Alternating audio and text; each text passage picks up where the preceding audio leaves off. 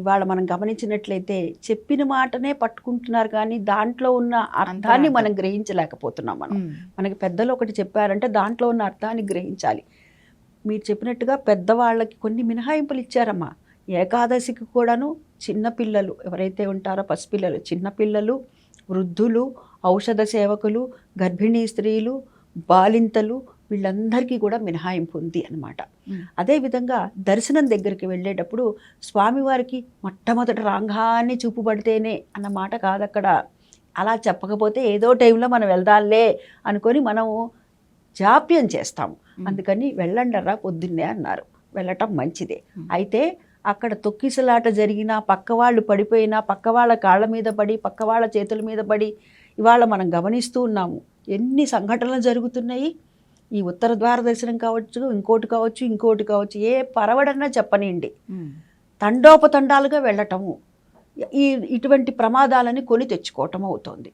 దాన్ని మనం దృష్టిలో పెట్టుకోవాలి. అందుకని చెప్పే స్వామివారి దర్శనం గురించి కూడాను, ఉదాహరణకు మనం తిరుమల తీసుకుందాం. ఒకప్పుడు ఒక్కరోజు మాత్రమే ఉండేది ఉత్తర ద్వార దర్శనం. తర్వాత ఏం చేశారు, 3 రోజులు 5 రోజులు, ఒక్కొక్కసారి భక్తులు ఎక్కువగా తాకిడి ఉన్నట్లయితే వారం రోజులు 10 రోజులు ఉంచినటువంటి పరిస్థితులు కూడా ఉన్నాయమ్మా. అందుకనే వారు కూడా ఇప్పుడు తిరుమల తిరుపతి దేవస్థానం వారు కూడా చేసేది ఏంటంటే ఎక్కువ రోజులు ఉత్తర ద్వార దర్శనం అనేటటువంటిది ఉంచుతున్నారు. కాబట్టి ఉన్న రోజులు అన్నిట్లలో ఎప్పుడైనా వెళ్ళవచ్చును, అది దృష్టిలో పెట్టుకోవాలి. అదే కాదు, ఉదాహరణకి మన ఇంటి దగ్గర ఉన్నటువంటి ఏదైనా సరే వైష్ణవాలయం ఉందనుకుందామండి, ఉన్నప్పుడు అక్కడ కూడా అంతే. స్వామివారిని మనం మొట్టమొదట వచ్చి రాగలిగి చూడగలిగితే మంచిదే, కానీ అక్కడున్నటువంటి వాతావరణము, పరిస్థితులు, అంటే చుట్టూ జనసంద్రం ఎలా ఉంది అనేటటువంటిది కూడా మనం దృష్టిలో పెట్టుకోవాలి. రోజంతా ఉంటుంది అక్కడే ఉత్తర ద్వార దర్శనం కూడా. అంటే ఎప్పుడైనా వెళ్ళి దర్శనం చేసుకోండి. జనాలు ఉన్నారా, రండి ఇంటికి, ఇంతలో ఏమి కొంప మునిగిపోయింది లేదు.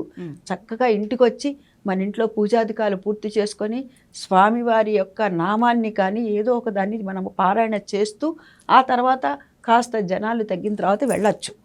ఆ విధంగా ఉత్తర ద్వార దర్శనం రోజంతా కూడా చేసుకోవచ్చు. అది భద్రాచలం కావచ్చు, ఇంకొక వైష్ణాలయం కావచ్చు, ఎక్కడైనా కానీ అమ్మ ఆ విధంగా చేసుకోవచ్చు. భగవంతుడి యొక్క అనుగ్రహం తప్పక కలుగుతుంది. ఎందుకంటే నా భక్తులు చూసావా ఎంత క్రమశిక్షణగా ఉన్నారో నా బిడ్డలు అని చెప్పి ఆ భగవంతుడు మనల్ని ఆశీర్వదిస్తారమ్మా.